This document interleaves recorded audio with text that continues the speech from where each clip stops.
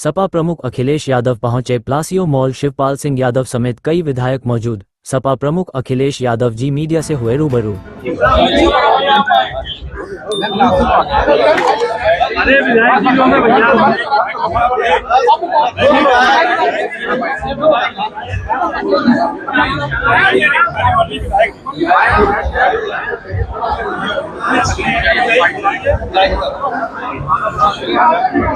Sir, आप foreign policy, क्योंकि आज जरूरी है कि लोगों का इलाज सही समय पर मिले, लोगों को नौकरी रोजगार मिले। अगर हम इस मॉल के नीचे खड़े हैं, इस मॉल के अंदर खड़े हैं, तो न केवल शोरूम है, यहाँ बिजनेस हो रहा है, बल्कि न जाने कितने लोगों को यहाँ नौकरी जॉब मिले होंगे।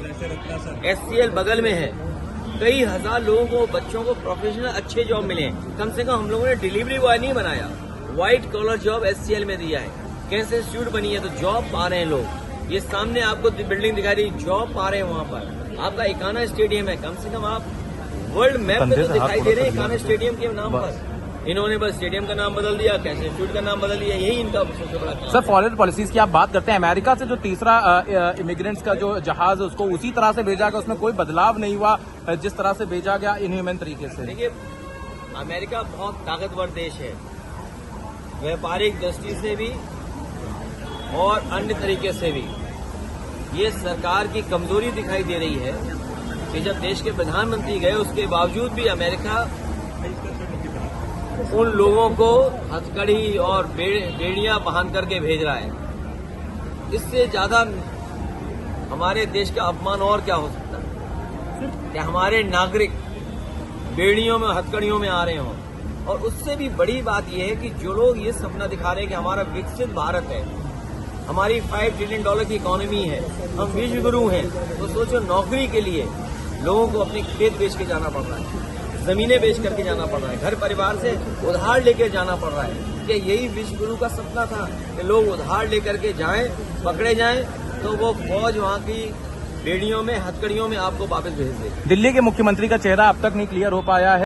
देखिए, कौन क्या कह रहा है, कौन क्या कह रहा है, सवाल ये नहीं है। सवाल सबसे बड़ा ये है कि इस समय भारत में सबसे बड़ा महा आयोजन अगर कोई हो रहा है तो महाकुंभ का आयोजन हो रहा है। और ये काबिलियत भारतीय जनता पार्टी की है। किसी भी महाआयोजन को, और खासकर महाकुंभ को या कोई भी कार्यक्रम होगा, कोई रूप दे सकता है तो वो भारतीय जनता पार्टी है।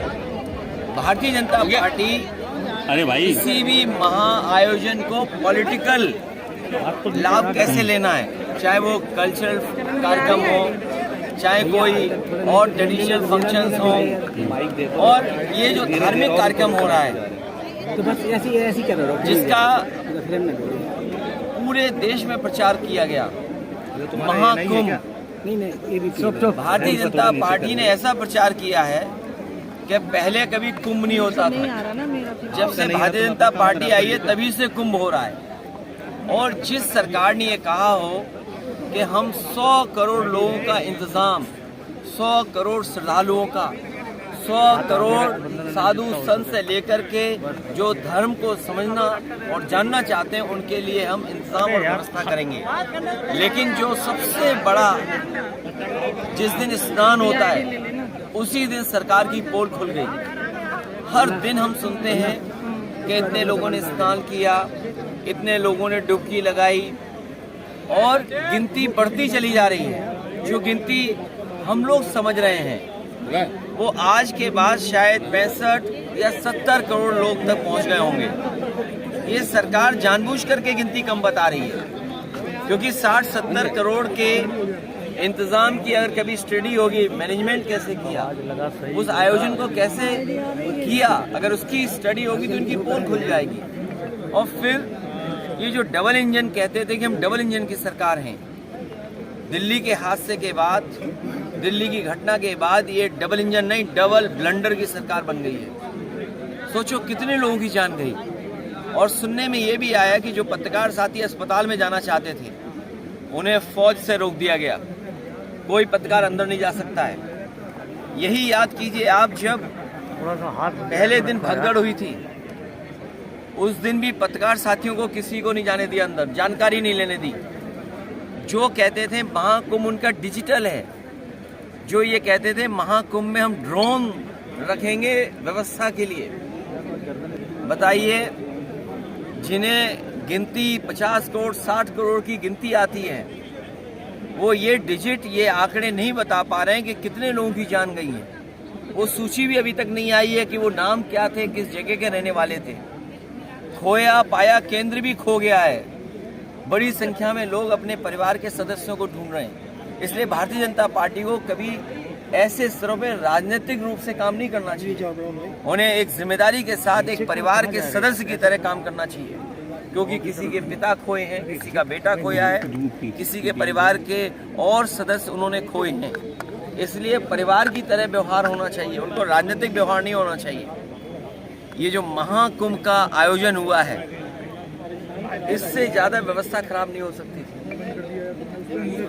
आज भी ट्रैफिक जाम है, लोग प्रयागराज के जा नहीं पा रहे हैं, कहाँ जाएं। कई मौकों पर हाउस अरेस्ट रहे हैं। बहुत सारे बुजुर्ग अभी भी इस पुण्य आयोजन में या पुण्य महा आयोजन में जो कुंभ महाकुंभ का कार्यक्रम उसमें शामिल नहीं हो पाए, स्नान नहीं ले पाए। इसलिए हमारा सरकार से निवेदन है कि महा आयोजन महाकुंभ की और तारीख बढ़ाई जाए, जिससे हमारे बुजुर्ग लोग भी स्नान कर सकें।